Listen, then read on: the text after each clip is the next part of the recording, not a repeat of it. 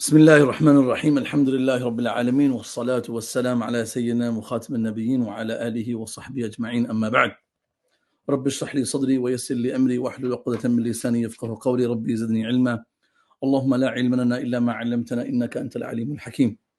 I will be sharing with you the events leading to the conquest of Mecca and the Prophet ﷺ coming back to home. And as we all know, the Muslims had been exiled and expelled from Makkah to Mukarramah for more than 8 years now. And the Prophet ﷺ had attempted to do Umrah in the 5th year. He did a treaty, came back in the 7th year and did his Umrah. And now we're entering in the 8th year. And the Prophet ﷺ is hoping to one day go back to home. And of course, we were talking about the situation of the Muslims in Palestine. This concept of victory is mentioned in the Quran. Allah subhanahu wa ta'ala says, إِذَا جَاءَ نَصْرُ اللَّهِ وَالْفَتْحِ, when the help of Allah will come and the victory, the conquest. Allah subhanahu wa ta'ala talks about people entering into Islam. وَرَأَيْتَ النَّاسَ يَدْخُلُونَ فِي دِينِ اللَّهِ أَفْوَاجًا.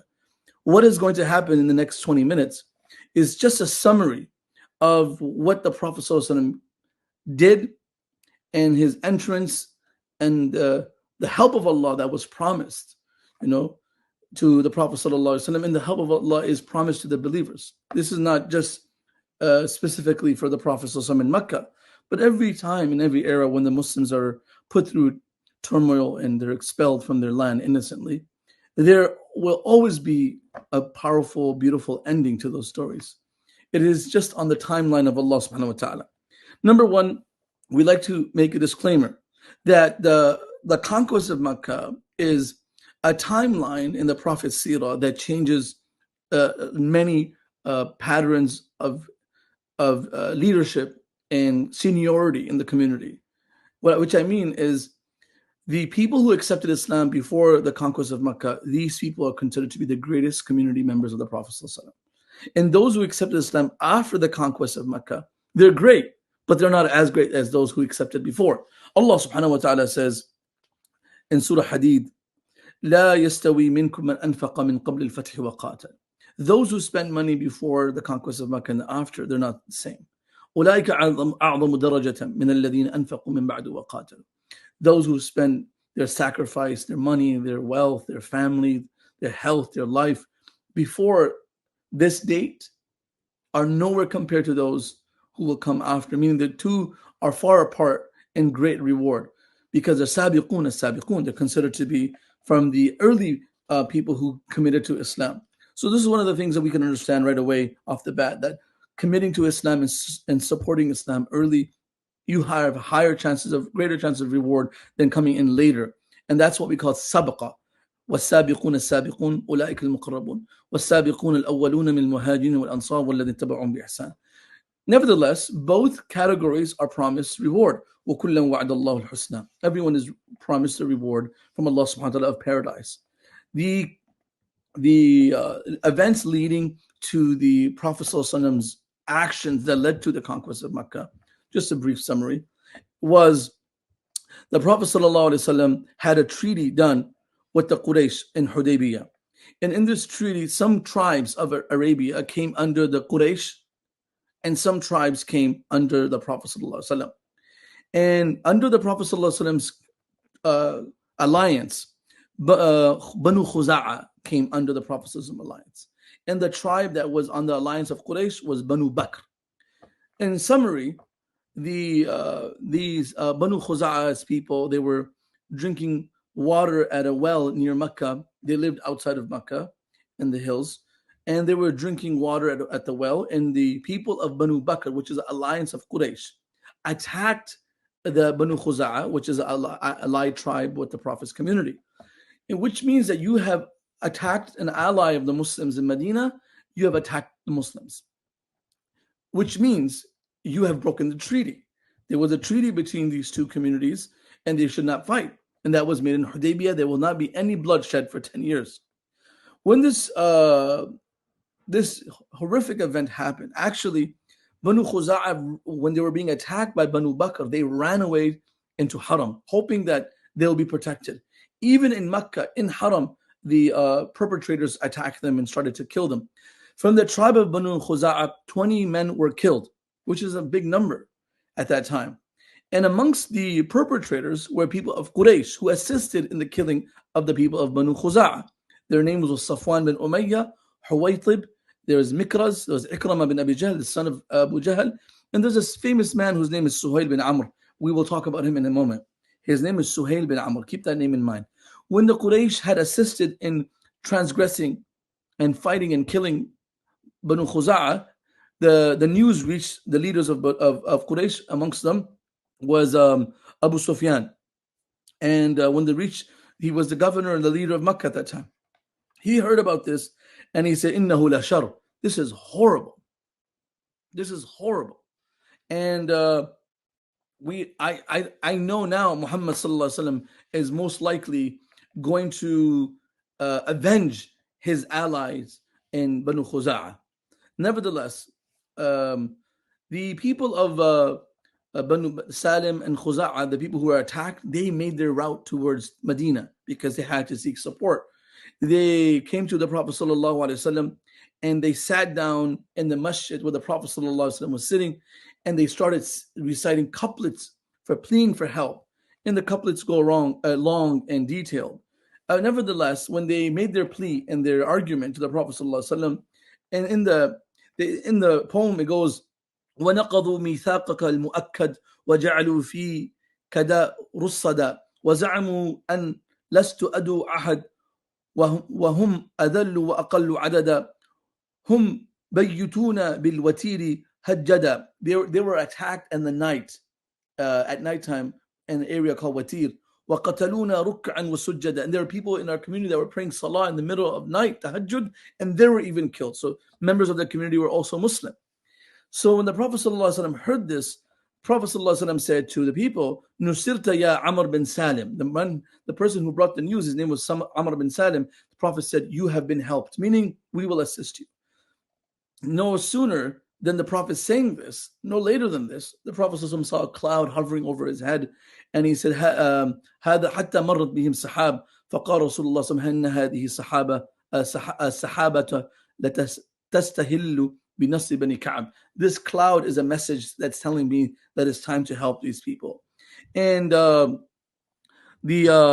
people of Banu Khuza'a, of course, they regretted this, and they also wanted to go back to the Prophet ﷺ. In the meantime, more members, even the leader of Banu Khuza'a, whose name is Budayl bin Waraqa, he comes from Mecca to the Prophet ﷺ, and he reaches the Prophet ﷺ. And story short, when he goes there, and Prophet ﷺ already predicted, he said, guys, I'm telling you, Abu Sufyan is going to come on behalf of Mecca, and he's going to try to renegotiate the treaty that we made in Hudaybiyah. And he's going to ask for more terms, and he's going to ask for more compromise and negotiation, and we're going to see what to do. Nevertheless, Abu Sufyan makes his way to Mecca, and the man who came later on, whose name was Budayl, he's on his way back from Medina. So Abu Sufyan is quite late in renegotiating the treaty, and the Prophet ﷺ has already made his decision. On the way back, Abu Sufyan sees a man by the name of Budayl, the same person. And he assumed that Budayl is coming from Medina back to Makkah. He's coming from the north back to the south. And Abu Sufyan is going from the south to the north. So they met at the intersection of the two cities. And he said, where are you coming from? Where are you coming from? He says, are you coming from Muhammad? Muhammad? So he says, no, I'm not coming from Muhammad. And he died. He lied, because in war, sometimes you're allowed to say the opposite of the truth in a nice way. And of course, if you spoke the truth, it would refute the Prophet's, it would debunk the Prophet's plan. So it had to be all secret. It was all classified information at the moment. Abu Sufyan says, if Budayl is coming from the shore, then I'll tell you why. And there are signs that he's coming from the shore. But if he's coming from Medina, there are other signs that he's coming from Medina. And when he leaves, Abu Sufyan checked the remains of the camel, the waist of the camel.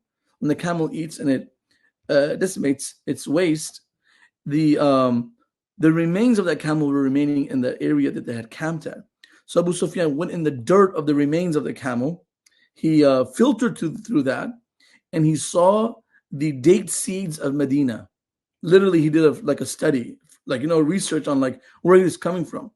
And he said, فَفَتَّهُ, he opened it up and he said, Budayl is coming from Medina.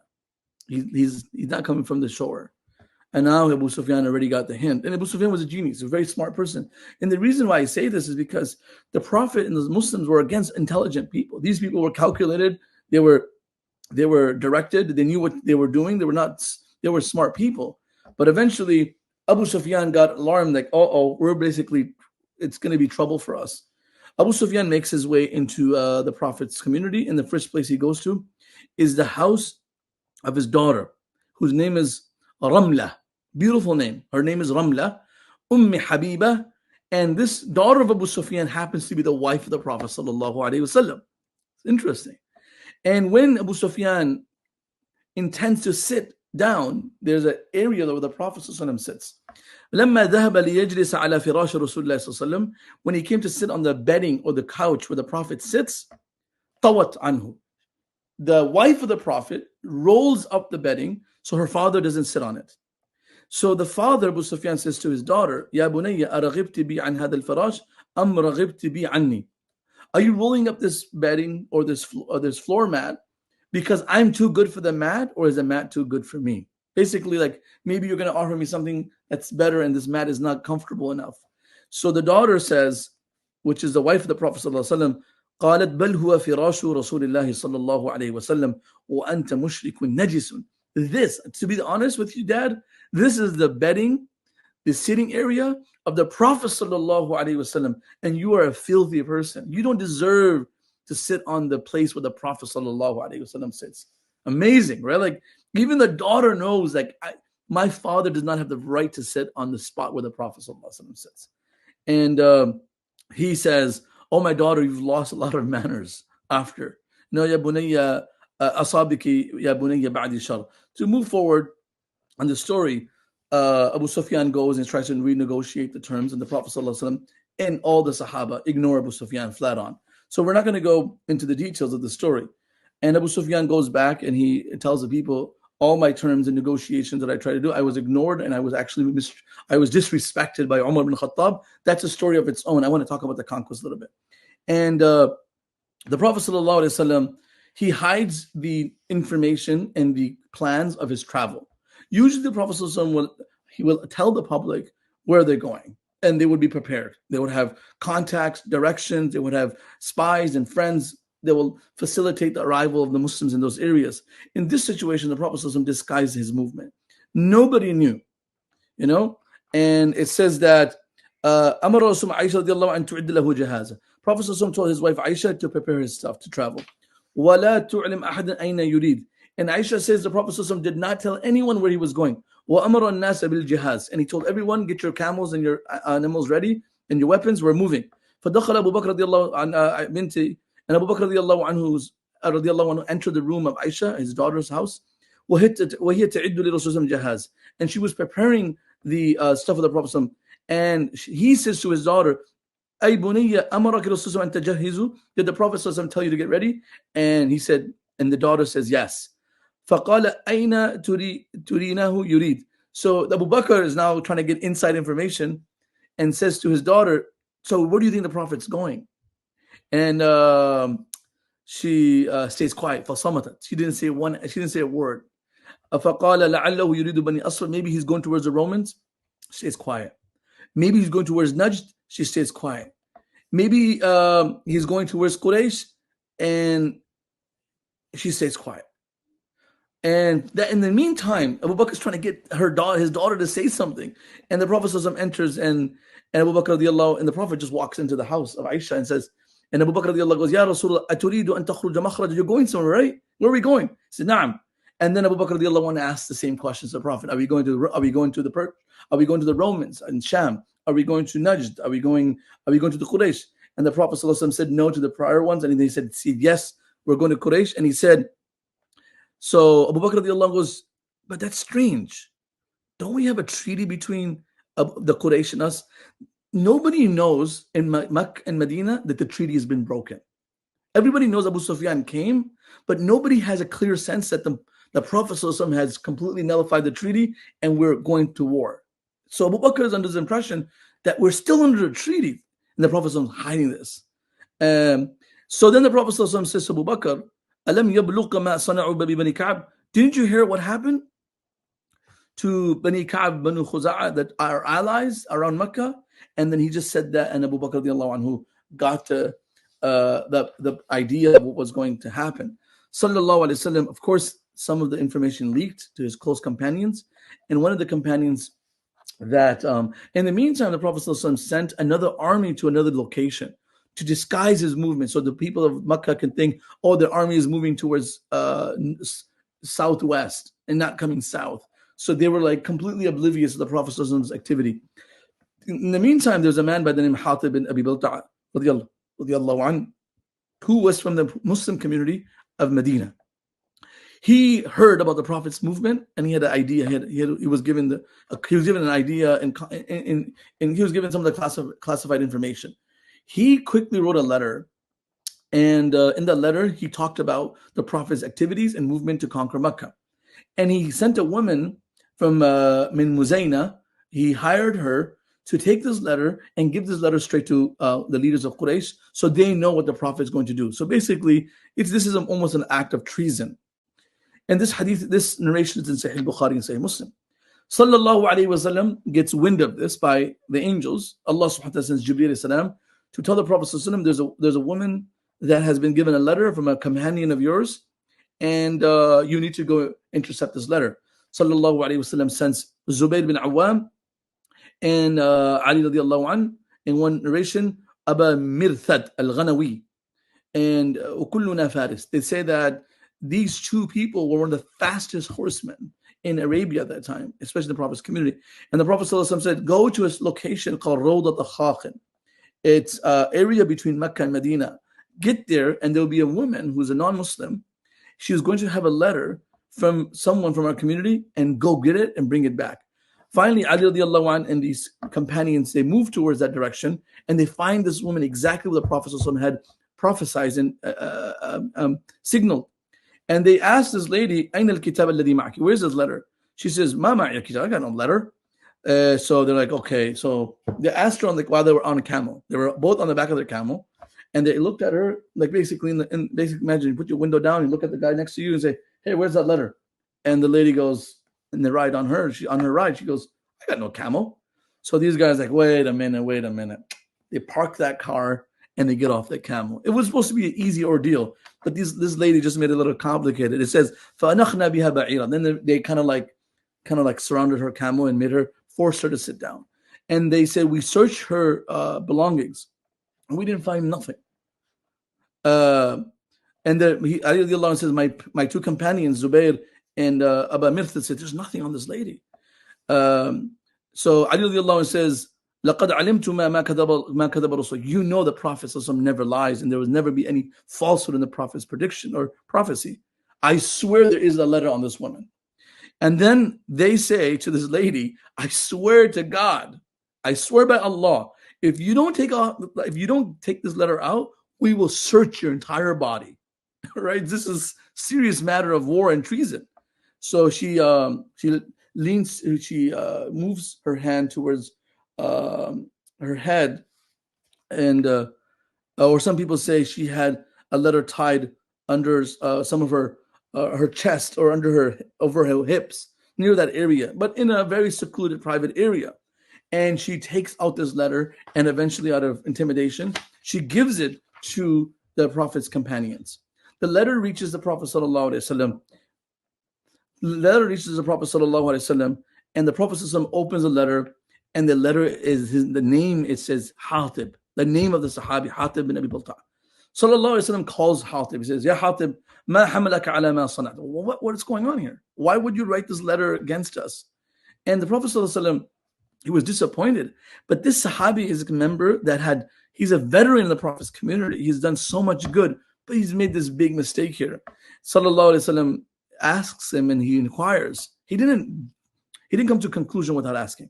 And that's something very beautiful about the Prophet ﷺ. So much to learn about the story, and because we have limited time, I'm just going through this experience with you so you guys know how beautiful the seerah is. So Prophet ﷺ says, why did you do this? And Hatib says, La ta'jal alayya Rasul. Please, O Prophet of Allah, don't make any quick decision on me. Hold it, like, don't judge me, basically.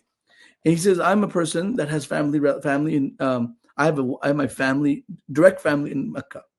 I'm afraid that when we go attack Makkah, they might take my children and my family there in hostage, and they will use it as a collateral or as a weapon to kill them for their own protection. So I wanted to go ahead and do an act of kindness to protect my family. And I also know that whatever plan I do will not hinder your plan, because Allah has already promised you victory. Right? Like, he's right, but he's wrong. Umar radiallahu anhu was like, oh, Prophet of Allah, just give me permission. Let me take this business into my hand. Sallallahu alayhi wa sallam, literally, he goes, قال عمر يا رسول الله إنه قد خان الله ورسول والمؤمنين. O Prophet of Allah, he has been treacherous to Allah, his Prophet, and the believers. Allow me to take, when Umar radiallahu says, let me take this into my hands, he's not saying this kindly where he's going to take him for a cake. He's going to take him for a nice beating, right? More like a death penalty. Sallallahu Alaihi Wasallam says to Umar bin Khattab radiallahu anhu, إِنَّهُ قَدْ شَهِدَ Badr. Umar, relax. Do you know who this person is? He's a veteran of Badr. Oh my goodness. So when you're a veteran of Badr, there's some leverage you have now. And the Prophet ﷺ says, وَمَا يُدْرِكَ لَعَلَّ اللَّهِ تَعَالَى عَلَى أَهْلِ بَدْرٍ. Don't you know what Allah has said about the people who participated in Badr? اعملوا ما شئتم قد غفرت لكم. You do whatever you want. Though you're not supposed to. There's no reason to justify. There's no justification for this behavior or this mistake. But Allah has promised to forgive the people of Badr. And Umar radiallahu anhu heard this and he started to cry. He said, oh, I think I overstepped my boundaries. This is such a pious person, but made a mistake. So that whenever a member in the community of the Prophet who was senior or had contributions made mistakes, they didn't cancel them. Neither did they destroy their reputation. Every time someone at that level made a mistake, their goodness and their contributions and their sacrifices were brought to light and said, guys, this is a mistake. It's an isolated situation. Don't forget all their contributions and their sacrifices. So Allah brought the positive side, which is a very beautiful story. Honestly, there's so much in this story I would share. Then the Prophet ﷺ, by the way, before I go ahead, are you guys enjoying it so far? Are you guys learning anything? Because if you're not learning anything, then I'm just going to close my notes and just kind of like have a conversation. You guys learning? All right, perfect. I want to hear the comments. I want to see the comments. I want to read the comments. I want to see you people enjoying this beautiful experience of the Prophet ﷺ seerah. This is the Prophet's life. And then the Prophet ﷺ leaves Makkah and leaves Medina towards Makkah. And on the way there, he stopped by his mom's grave. It's an emotional story.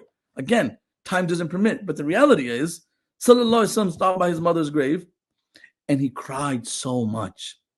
The Sahaba say in Sahih Bukhari and Muslim, we stopped by نحن معه قريب من ألف ركعة. We're over 1,000 people. And the Prophet ﷺ prayed 2 rak'ah. He prayed salah. ثم أقبل علينا بوجهه وعيناه تذرفان. And his eyes were filled with tears. فقام إليه عمر بن الخطاب. And Umar bin Khattab sees him, sallallahu alayhi wasallam, crying. And ففداه بالأب والأم. And he said, my mom and my dad be sacrificed for you, O Prophet of Allah. ما لك يا رسول الله. Why are you crying? And the Prophet ﷺ talked about his beloved mother. And then the Prophet ﷺ on the way to Makkah, he meets his uncle. His uncle leaves Makkah and reaches almost halfway through, and he meets the Prophet ﷺ, and Prophet ﷺ said that you are the last muhajir to ever do hijrah. There's no hijrah after the Makkah is conquered. Just like I'm the last prophet, you are the last muhajir. لا هجرة بعد الفتح ولكن جهاد ونية. So his uncle eventually now accepts Islam before the Prophet enters into Makkah. Then the Prophet ﷺ, as he gets closer to Makkah on the tariq, 2 people meet him. And their names are Abu Sufyan bin Harith. Abu Sufyan bin Harith. And the Prophet's cousin, who... this is the Prophet's cousin, Abu Sufyan bin Harith, and another person who meets him is Abdullah bin Abi Umayyah bin Mughira. This is also the Prophet's cousin, you know. And as time's running out, I don't think we have enough time to tell you about the story, but just running the story quickly. Sallallahu Alaihi Wasallam meets these two people, and they come into the Prophet Sallallahu Alaihi Wasallam's tent, and the Prophet Sallallahu Alaihi Wasallam ignores them. He literally turns his face away from them like this. Imagine the Prophet ignores. There are not many stories where people have come to accept Islam and the Prophet ignores you. It doesn't happen. Here, the Prophet Sallallahu Alaihi Wasallam did not even pay attention, and he just ignored them. And as this is happening, they try to talk to the Prophet. What they're trying to do is they're trying to talk to the Prophet and ask for forgiveness and become Muslim. And the Prophet's like, I don't want to talk to them, because he was hurt by these people so many times. And while this was happening, they tried again to come in, try to ask the Prophet. And the Prophet's wife, Salama, was there. And said, Ya Rasulullah, why are you treating your cousin from your father's side and your mother's side? He said, Ibn Ammika wa Ibn your uncle's son and your Pupi's son, like your father's sister's son, your father's sister's son, and your father's brother's son. They're like both your cousins. You literally ignoring them. Everyone else who's done worse things, you don't even have any relation to them. You've given them opportunity, and your rahmah has expanded to them. These people are your family. Why don't you give them a slight sprinkle of your rahmah? The Prophet ﷺ said, no, I don't want to talk to them. And she pleaded to the Prophet ﷺ, and the Prophet ﷺ said, okay, let them in. And then they asked the Prophet for forgiveness, and they became Muslim. Oh my God. Salama, the wife of the Prophet ﷺ, made this happen. So Jazakallah khair, guys.